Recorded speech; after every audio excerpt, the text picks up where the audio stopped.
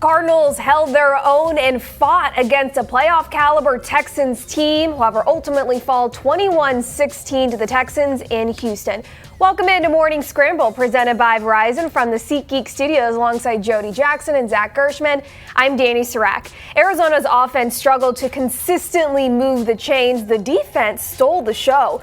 Despite a 2-9 record post-game, linebacker Josh Woods said it best. If you think we're a bad football team, you don't watch football. Jody, what good can you take away from the 21-16 loss in Houston? Well, Dani, like you said, the defense was incredible in that second half. After giving up 333 yards of offense to the Texans, 259 through the air with C.J. Stroud really attacking this Cardinals defense, they only gave up 86 yards in the second half and shut them out. So then you were just kind of waiting after interceptions, after a couple punts, after every time the Texans were able to, or they were able to get the ball back from the Texans for that offense to get going. And besides the first possession of the second half, which was a touchdown by Kyler Murray, the 1 4th down that they converted of the day, they weren't able to do a whole lot. And so that was what was frustrating. And so my takeaway overall, though, especially after doing the post-game show with Craig Grialou on radio, is the passion from the fans about not winning that game. And so what that tells me is that in a 2-9 season,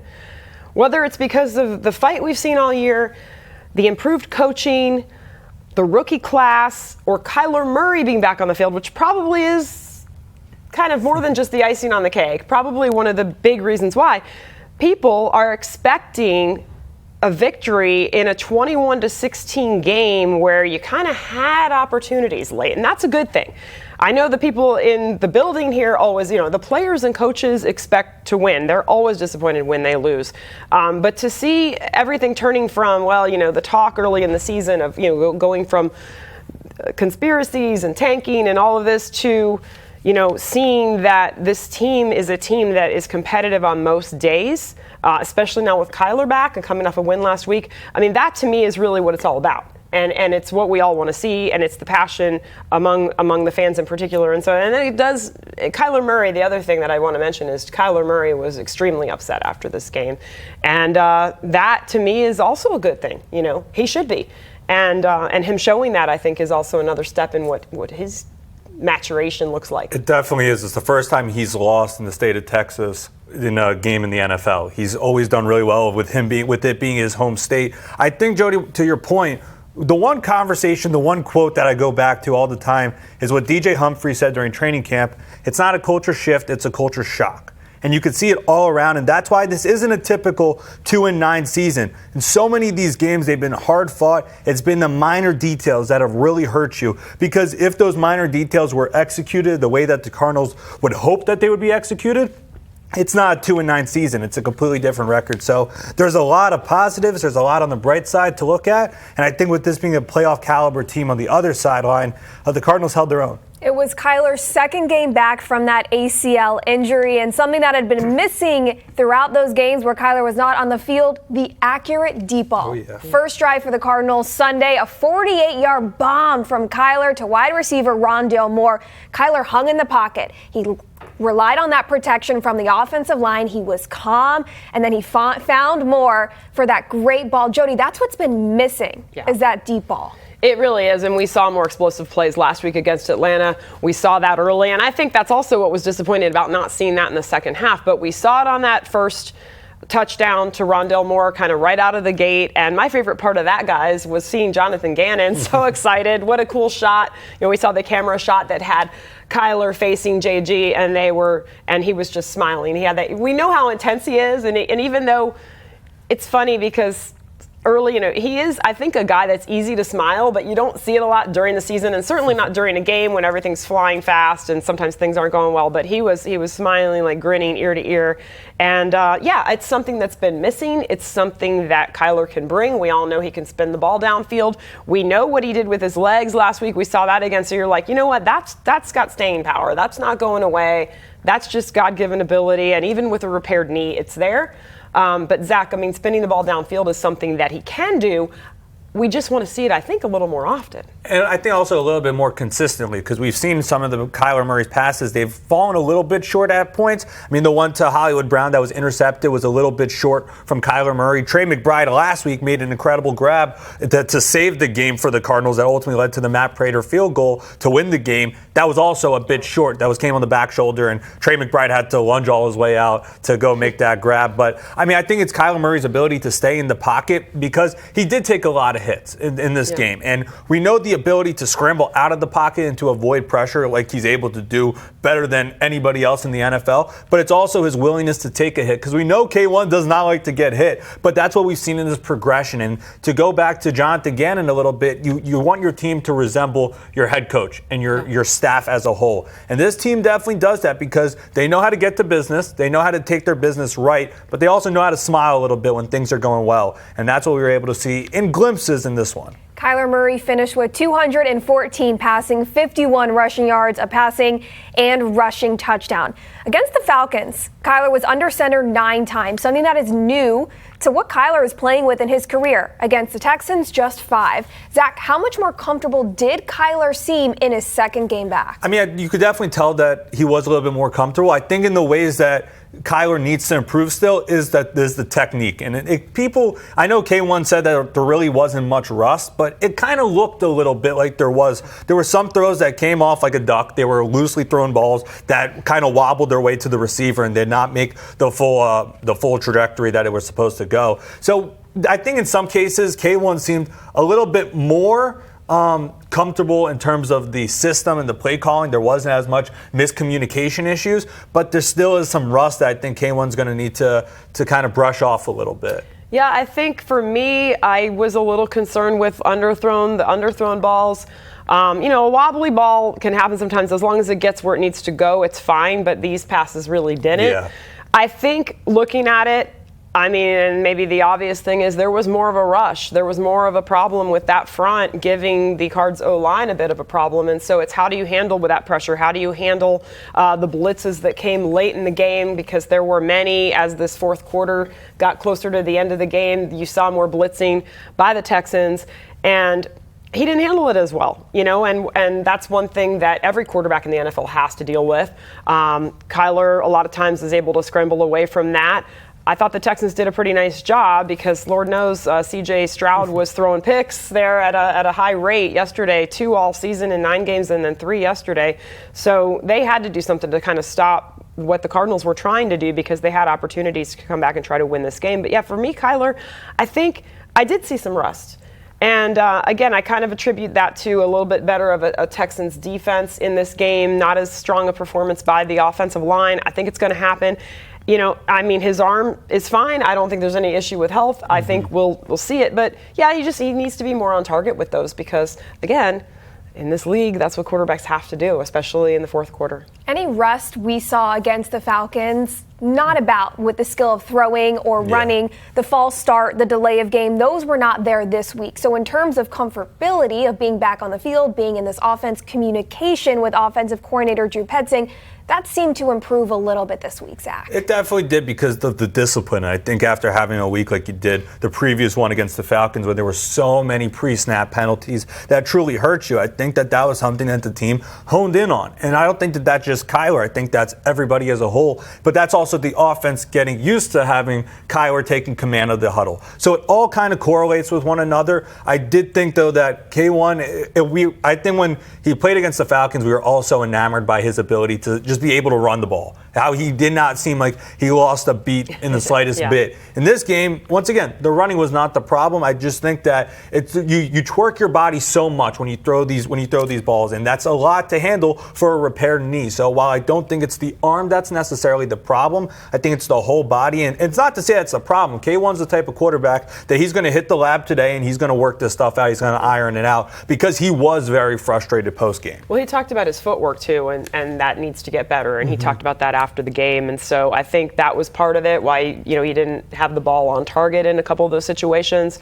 But, we did see some penalties late, and one was an offensive PI that took him back 10 yards. So they were behind the sticks on a few things. There was a delay of game. There were a few things that didn't go, that they just didn't look as dialed in, and it was a little, reminiscent of past years, and that's what concerned me a little bit, because he didn't look like he knew exactly where he wanted to go with the ball late in the game, and that's that next step that I want to see him take. To come back being down 21-10 at the half, the Cardinals were shooting themselves in the foot on 3rd and 4th down. Arizona just 3 for 10 on 3rd down Sunday, 1 for 4 on 4th downs. I appreciate the aggressiveness on 4th down and trusting the personnel on the field. Zach, it's been a struggle to convert those. What is missing on this Cardinals offense in those crucial situations? I think I wouldn't necessarily say what's missing. I think that the targets, the defense knows how to cover this Arizona Cardinals offense. And I think that so many of the plays that we have not been able to convert on 3rd and 4th down is because the ball's been short of the sticks. And it's also because you've been so far back, going back to what you were saying, Jody, about how it's 2nd and long, 1st and long because of pre-snap penalties. So you have a lot more yards to gain because of that. But I saw something on Twitter. I don't remember who tweeted it out, and we were talking about it before we started the show here. But this is not the season to go for field goals when it's 4th down. I mean, I understand that the percentages have not gone the way that you want it to go. I mean, 1 for 4 on 4th down in this game is not good. It's not good. And 3 for 10 on 3rd down is also not good. But I appreciate the aggressiveness, as you said, because they want to kind of establish themselves and make a name for themselves here. And despite it being a 2-9 season, the fight is not of a 2-9 team. Yeah. This is not a team that has given up, because, I mean, Kaiser White said, B.J. Ojolari said during your sideline exchange, they want to win out, and they still believe that they have a chance to make the playoffs. And to have that sort of philosophy and that sort, because mathematically it's still a possibility. So that's their thought process. I mean, again, that's interesting, because you can have that philosophy of, hey, we want to work on 4th down, we want to try to have the mentality to convert those. But when you're 6 for 22 on the season, you're right, not as good as a percentage as you want to see. They didn't have James Conner for a big part of the season. For me, some of these 4th and, it wasn't like it was 4th and inches. I mean, easy to be the Monday morning quarterback. I would have just kicked the field, certainly one of the field goals, and then you're not chasing, 12 minutes left in the game. Then at the end, you're not trying to score a touchdown. You're not kind of throwing it wasn't a Hail Mary, but the sideline pass to Hollywood Brown, which was the 3rd turnover on downs in that 4th quarter. So, for me there, it would have been better if you're trying to get Matt Prater into his range is 60 yards. So, you're just trying especially indoors. Yeah. So, again, it's a team where, not looking at, I know they want to win out. I know they want to have the mentality. It's probably not going to cost them a playoff berth, but I would have liked to have maybe seen that. I'm sure, again, analytics, they do work most of the time, but you also don't maybe account for your defense coming up big like that and shutting out the opposing team. So maybe, again, that's the Monday morning quarterback part of it. I think it's easy to say kick field goals, but you also maybe don't account for what we saw, which was that defense shutting down the Texans in the second half, which was awesome. It was a tale of two halves for the Cardinals defense. The first half, Houston with 333 total yards, 3 touchdowns. Second half,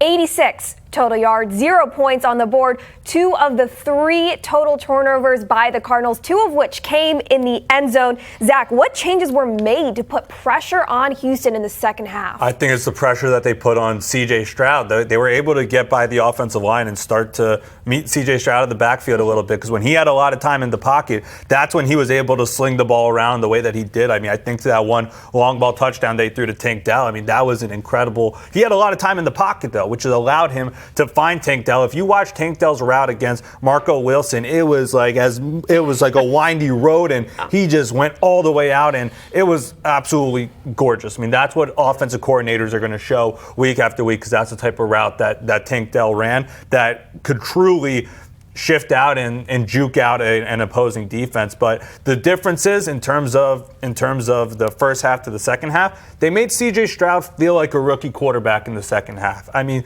to have the 3 interceptions, to go from 2 in 9 games to 3 in just this one is quite remarkable. So I think that they got pressure to him, and the defense, the coverage was a lot tighter. There's a tendency at times to give up 3-4 yards because you don't want to have the big explosive play. You don't want to allow those up. And that's why they played a little bit tighter press, and because of that, they were able to get some interceptions. I got to tell you, this defense continues to amaze me. We can list how many defensive linemen are out, but we won't. I mean, again, you can go on and on from who they're missing from the first couple weeks. Then you add Lecky Fotu leaving the game. You add Ledbetter wasn't playing. Kevin Strong's been battling something, but he was out there. They just continue to lose bodies and play well, and they made adjustments. Earlier in this season, we were saying, hey, maybe those second half adjustments on defense weren't exactly where they needed to be. I mean, the biggest case of that being against the Giants. But there were other ones, not as dramatic, where you're like, okay, you'd like to see more adjustments. This was perfect. And they put pressure on him when he was trying to attack the middle of the field, which is what we were seeing, which is what his bread and butter is with these receivers. We really haven't heard of these guys. I mean, Tank Dell's a rookie. He's kind of showing what he's able to do. But attacking the middle of the field, now all of a sudden with some pressure, it turned into picks, and even at the end of the second half, or I should say second quarter, Jalen did that as well, Jalen Thompson. So tremendous defensive adjustments, even losing guys like Fotu and Kaiser White.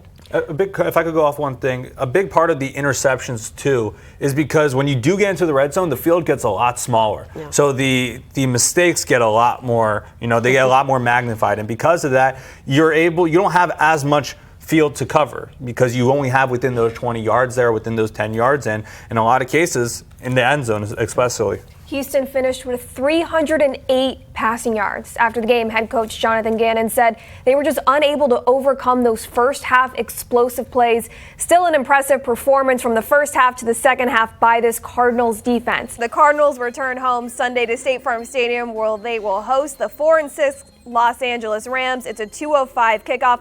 We'll be right here next Monday morning, 10 a.m. live for Morning Scramble. For Jody Jackson and Zach Gershman, I'm Dani Sureck. Thanks so much for tuning in. We'll see y'all next week.